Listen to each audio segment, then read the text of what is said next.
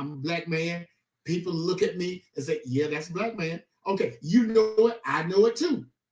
You about to get it in there, so Stiggers? I'm trying. Okay, she's trying to put Jahari's window on the screen so you all can look at it as to what I'm talking about. So it's a window or look into self-awareness, who you are as a person, and how you expand upon who you are, how you get to know somebody, such as there's the hidden self. There's things that I know about me that other people do not know. And they know they get to know these things on a need to know basis. Such as when we first started dating, of course, I already knew her name. I knew her name from long ago. But I didn't know her number. I didn't know her address. So those things had to be revealed. Those were things that Sister Stiggers knew that I did not know. Okay, what's your phone number? I like that song, what your name is. What your name is. Hey, I had to find those things out. They were hidden to me. She hid that part of herself until she was ready to share them. When she shared them, then now both of us know your phone number. Matter of fact, our numbers were similar. Sure. I still remember. My mom still got the same number. 706-645-2620. And yours was 706-645-2625. I still remember that number. I remember that number. And so what are you saying, Reb? That's the hidden self. Things that we know about ourselves that other people don't know, but we share those things and it becomes the open area. Now both of us know those things. That's how you get to know people. You share things with them that they do not know. Now, here's the hidden area. I'm going somewhere with this. Stay with me. I'm only going to do 3 pains. I'm not going to the unknown, but I got to go to the blind pain, the blind self. That's things that she knows about me that I do not realize myself. Happens all the time. Let's say we might be eating and I get something, a smudge, a crumb on my mouth. I can't see it. It's there. I trust her to tell me the truth. Daddy, Mike, Reverend, preacher, there's a crumb right here. Wipe it off. But I don't want you going around with crumbs on your mouth. Hey, there's something, there's a hole in your pants right on the side. She can see it. I cannot. There's something on the back of your dress. I can see it. She cannot. She's not aware of these things. It becomes more personal when we tell one another things about ourselves, the interpersonal things about ourselves that we do not realize and that we are not aware of. Case in point. Whenever Abraham felt that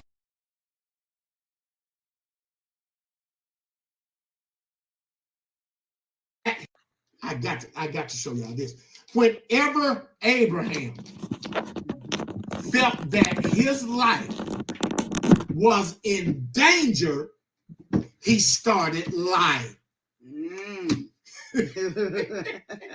See, now that reminds us, y'all remember Drumline?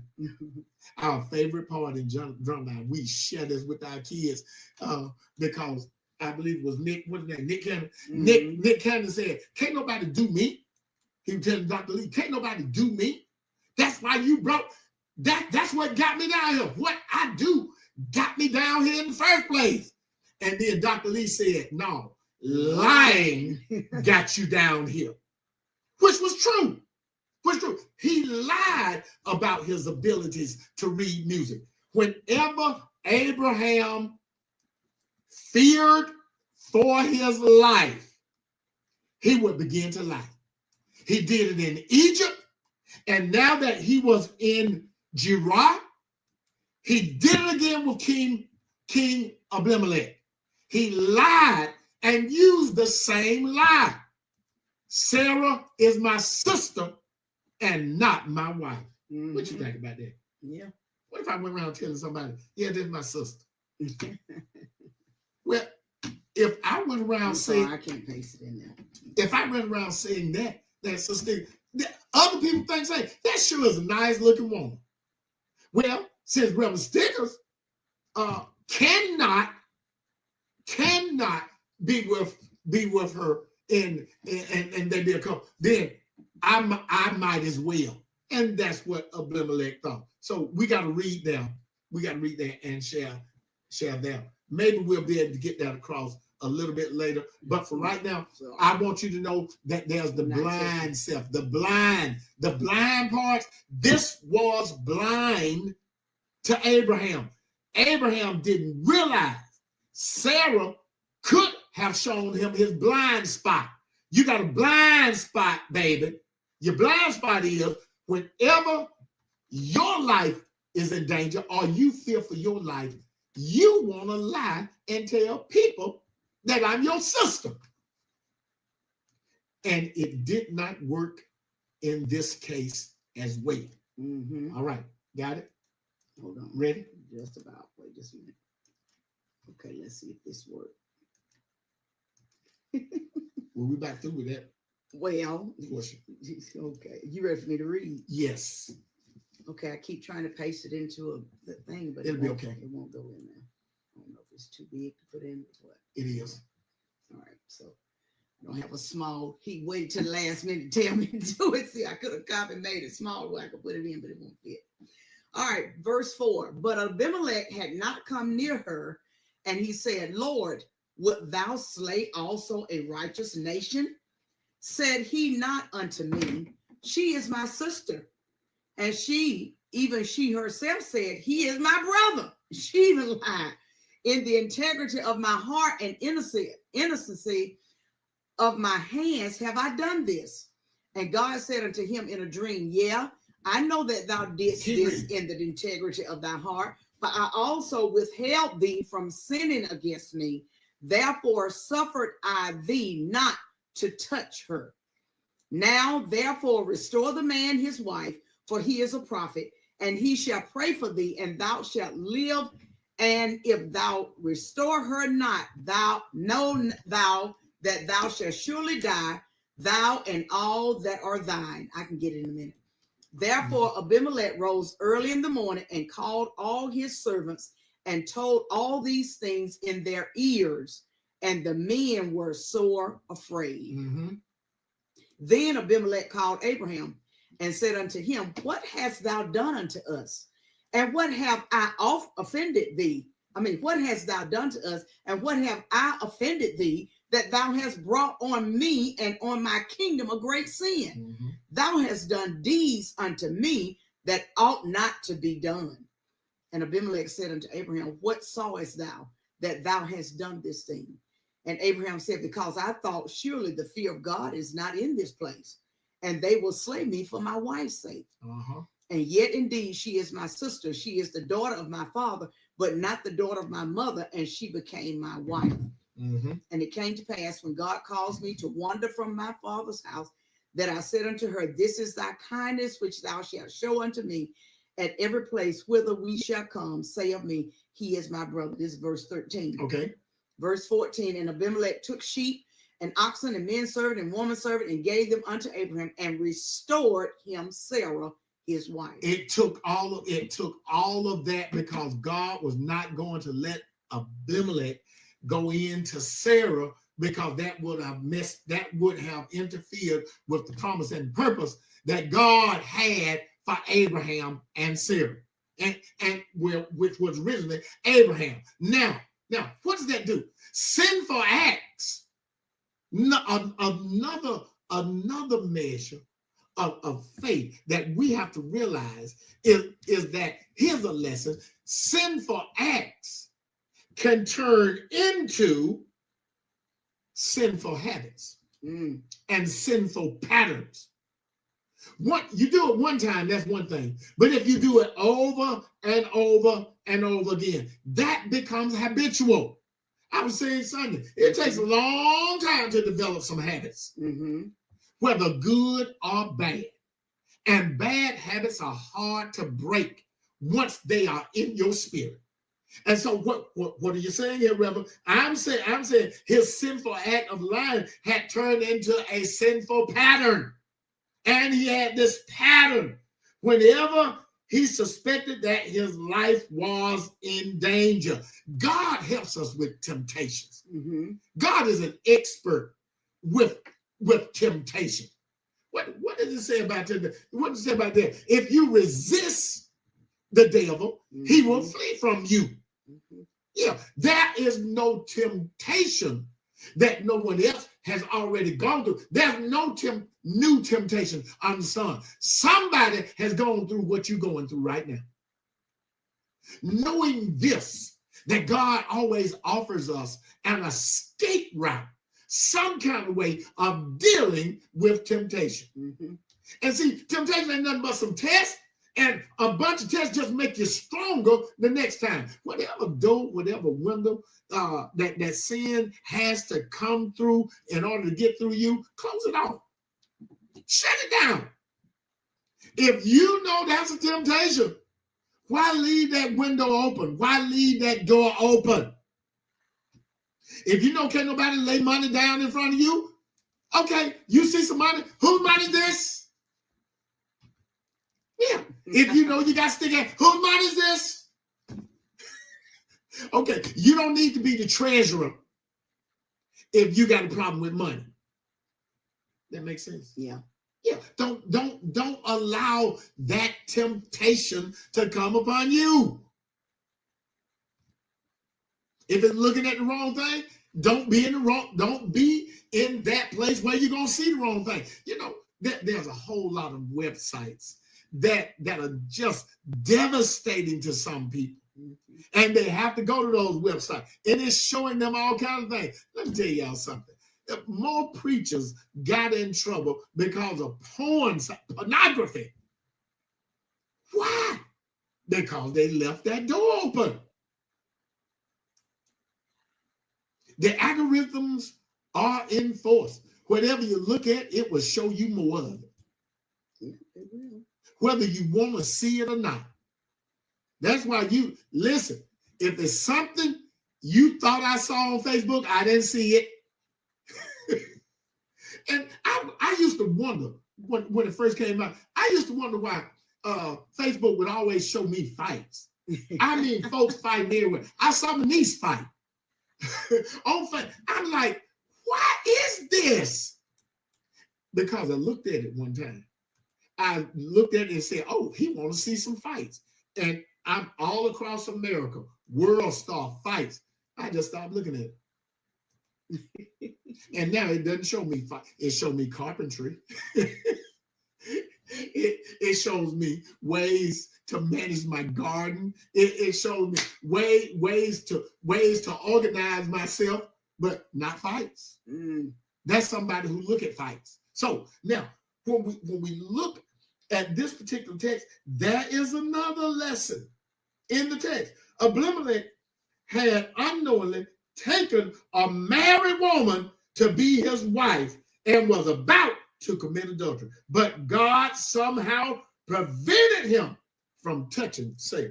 And so he had to give her back to her husband. Now, this brings up another point. There are things that God, with our knowledge, that God did, and we know it was nobody but God. But what about things, Sister, that God is always doing? He's protecting us. He's watching over us. He's working things out for us, and we don't even know about it. It works both ways, y'all. It works both ways. And I'm so glad that it does. Sometimes we can detect when God is working, and other times we don't, but God is still working. All things work together for the good of them that love God and are called according to his purpose. So just know from this story that there are often times when we don't know that God is working on our behalf. Abimelech didn't know until God told him, I'm working this out. Sarah Abraham didn't know, but God intervenes and works things out. So Abraham didn't know until here come King Abimelech, and he said, look, here's some sheep, here's some oxen. Take your wife. How did you know? How did you know she was my wife? Because even I told my wife to lie and say that she was my sister. We both agreed. How did you know? I didn't tell. Sarah, I didn't tell either. And then Abimelech said, God told me. So you have to know, you just have to know that God is working on your behalf, whether you know it or not. That's the kind of God he is. Because Abraham mistakenly assumed that Abimelech was a wicked man too. Here's another lesson. He made a quick decision to state a half truth. Abraham thought it would be more effective to deceive Abimelech than to trust God. And to trust God. Lord. What you gonna do? Think about it. A lot of people do that. Sometimes we walk around in half truths. Half truths. That's it. Yeah, we didn't tell all of it because we didn't want someone to know. We're trying to keep some, but God, we're saying that I'll be deceptive to so and so. I will be deceptive in this situation. I'll tell a half truth instead of trusting God. God can be trusted. He works out situations that we see as potential problems. It's not a problem for God. God is an expert in working out our problems, seeing us through, making a way for us. We may not completely understand what God is doing, how he's going to do it, but that's where faith and trust comes into play. We have to be faithful over small things. Just trust God. Just trust. Let me tell y'all something. I didn't know how that thing was going to work out. And then the enemy will start speaking to you too. Amen. When I got sick with the colon cancer, when I got sick, let me tell y'all something. The devil, that's when the devil started talking. You don't know how this is going to work out. This stuff could jump back on you. Even if you get well, you can still get sick.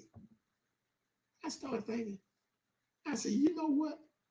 I have already lived longer than a whole lot of folks. Many of my classmates are dead and gone. God has been good to me. I just want to thank him for that. Instead of worry about, well, what's going to happen next? How many more years I'm going to live? You know, God promised this much and that much, and mom them live to 90, and oh, Lord, I'm not going to get there. Stop worrying about that stuff. God knows how to see you through. God knows what you have to do before you leave this earth, and God will make a way. So God knows how to intervene when we least expect it. These are some good messages. There's all types of good. You got any? You see anything in there with Sarah and with Abraham? Just trust God. Trust God in everything. Why did God punish Abimelech when he had no idea that Sarah was married? Keep reading from 14 on. And Abimelech took sheep and oxen and men servants and woman servants and gave them unto Abraham and restored him Sarah his wife. And Abimelech said, behold, my land is before thee. Dwell where it pleaseth thee. And unto Sarah he said, behold, I have given thy brother 1,000 pieces of silver. Behold, he is to thee a covering of the eyes unto all that are with thee, and with all other. Thus she was reproved. So Abraham prayed unto God, and God healed Abimelech and his wife and his maidservants, and they bare children. For the Lord had fast closed up all the wombs of the house of Abimelech because of Sarah, Abraham's wife. Okay, God would not let this man prosper. He would not let him prosper because he had Sarah in his household. So that was his punishment. And he saw it, and God spoke to him and told him. So why did he do that? Even though Abimelech's intentions were good, as long as Sarah was living there, God was going to make sure that his promise was going to come to fruition. God's still working out his plan. Now, when we do things that are not pleasing to God, we still have to face the consequences. Yeah. Even though God still works it out for our good. Yeah. So such as if you eat too much, you still gonna have upset stomach, but God still saved you from death that it won't poison. So many things could have happened, but God prevented them. And then the punishment of closing up all the wombs in Abimelech's house, it lasted only as long as Abimelech kept Sarah there. Soon as he gave her back, then his house began to flourish again. Punishment clearly showed that Abraham was in league with a powerful God. Just as Abraham fought and got locked back safe when the enemy had invaded, just as Abraham had intercessory prayer for Sodom and Gomorrah, that if God could find 10 people that were righteous, he would not destroy the city. God has blessed Abraham. And everyone that comes in contact with Abraham know that he and God are friends. Why mess with Abraham? So this is a wonderful story about how God can be trusted. And he keeps proving himself over and over again, even when Abraham feared for his life.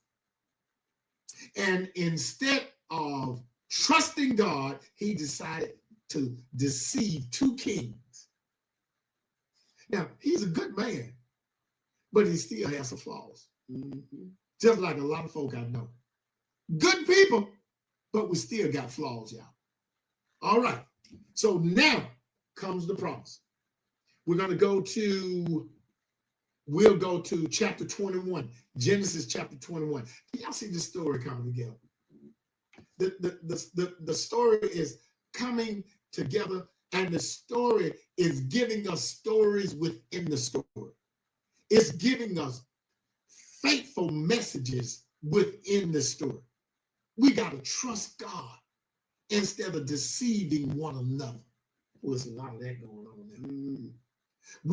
We've got to make sure that instead of working things out for God, trust that God knows best and that God will provide a way. So here it is, chapter number 21. And let's see God come through with his promise. And the Lord visited Sarah as he had said, and the Lord did unto Sarah as he had spoken. For Sarah conceived and bare Abraham a son in his old age, at the set time of which God had spoken to him. And Abraham called the name of his son that was born unto him, whom Sarah bare to him, Isaac. Mm-hmm. And Abraham circumcised his son Isaac, being 8 days old, as God had commanded him. And Abraham was 100 years old. And when his son Isaac was born unto him, and Sarah said, God hath made me to laugh, so that all that hear will laugh with me. And she said, who would have said unto Abraham that Sarah should have given children suck? For I have borne him a son in his old age. And the child grew and was weaned, and Abraham made a great feast the same day that Isaac was weaned. And go ahead, keep going. And Sarah saw the son of Hagar, the Egyptian, which she had born unto Abraham, mocking. Okay, stop right there. We're gonna, cause that's gonna get into Sarah doing one other thing, putting him out of his house. But listen, we're a long ways from chapter 12. It took to chapter 21 and a whole number of events for God to bring his promise to fruition.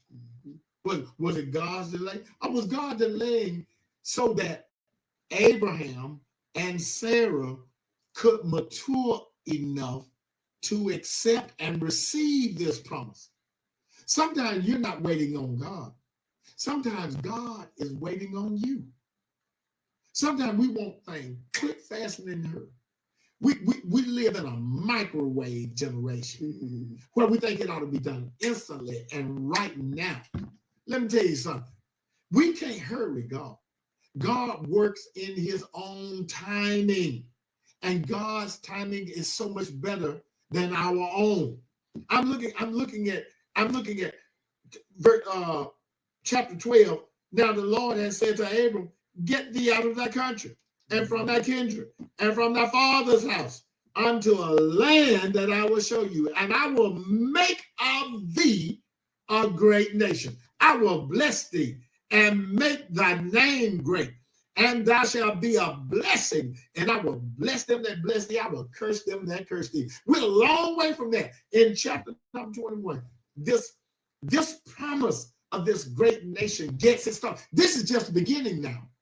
We got to understand, this is just the beginning. This is one baby. This is one child. But this is this, and see, God has to work it out so that they will understand. This is the way that Abraham and Sarah understand. How can I be made a great nation?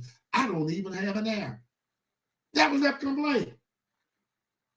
How can I be the father of a great nation, and they are as numerous as the stars in the sky, the sands, pebbles of sand on the beach? How is it that I can be all of that? My name be great, and you bless those that bless me. You curse those that curse me. How can that be? I don't even have an heir. Well, here's the heir. His name is Isaac. That is not the end. That is only the beginning. And so it is with us, brothers and sisters, that when we receive a blessing from God, it's always the beginning of something great, not the end. Never the end. I remember when people asked my dad, and I said this so many times. They said, Reverend O.C. Stiggers, your boys know more than you in carpentry. They're better than you. He said, they're supposed to be. He said, I taught them to be. Dad didn't let that bother him. He wanted so much more, but he saw through. I'll just accept what I have right now. I'm the only preacher so far. Well, I got a sister that can preach. Two of them. Yeah. And so, listen, don't be afraid or even challenged of thinking that God isn't doing anything. God may not work his promise out in your life like you want it worked out.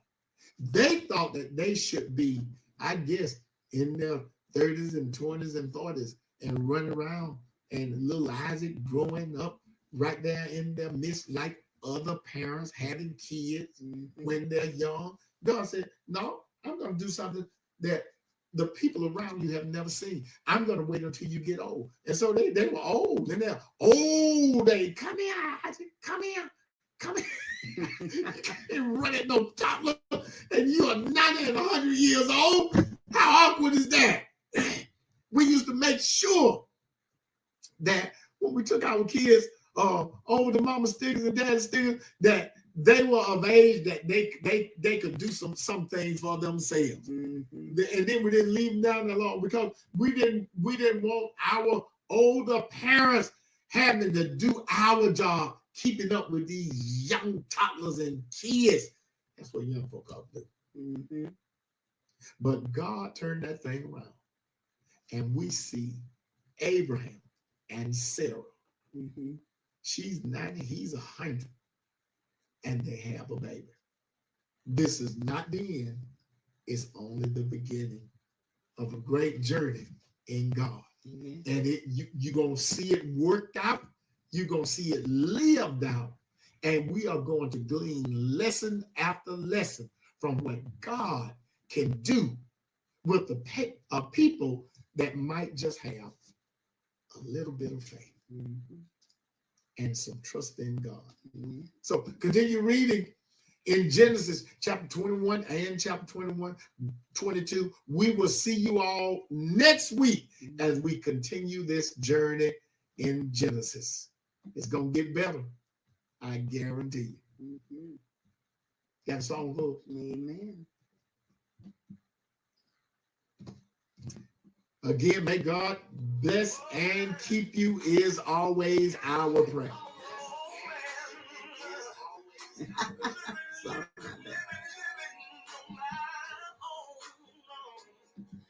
I'm so glad today I can truly